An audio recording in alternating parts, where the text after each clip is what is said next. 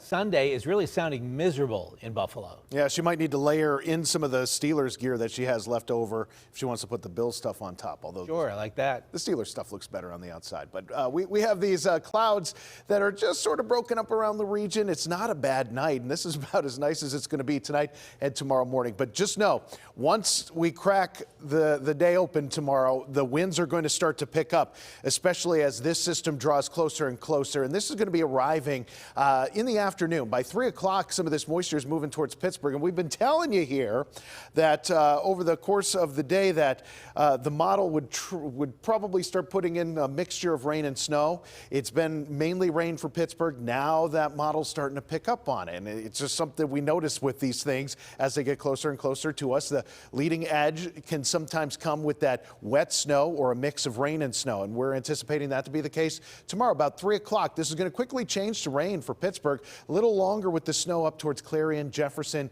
maybe even northern Indiana County.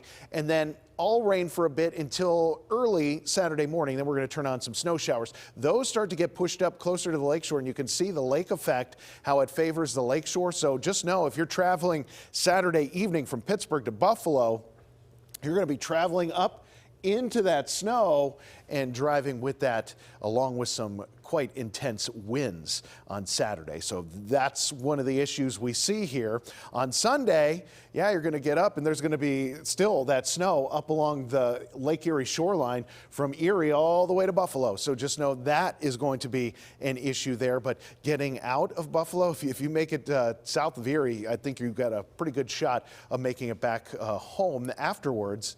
However, I've been telling you the winds for us locally are going to be the biggest story. We have 60-mile-per-hour gusts, not out of the question tomorrow, even potentially higher than that.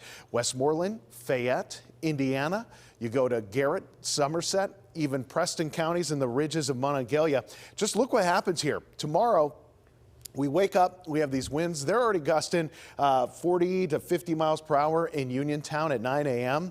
By the time we get towards 3, 4 o'clock, this is when those wind gusts are going to be approaching the 50s and 60-mile-per-hour range up into the ridges. So some intense winds, very similar to what we were dealing with just a couple days ago. Tuesday, when those big winds were happening in this area, this is the same spot that's going to be getting them tomorrow. Now, area-wide, I think the winds are going to dial back a little bit once we get into Saturday, but it's still going to be quite gusty with 50-mile-per-hour wind gusts not out of the question area-wide on Saturday. So tonight we have 28 degrees, mostly cloudy, breezy conditions, and tomorrow's temperatures, they will make it back to the mid to upper 40s. We're looking at a mix changing over to snow for a bit and then back to rain. And this is going to be rain until early Saturday when those temperatures just plummet through the day, gusty winds. And with that, the cold air breaks free and we see these temperatures tank to the lower 20s for much of next week.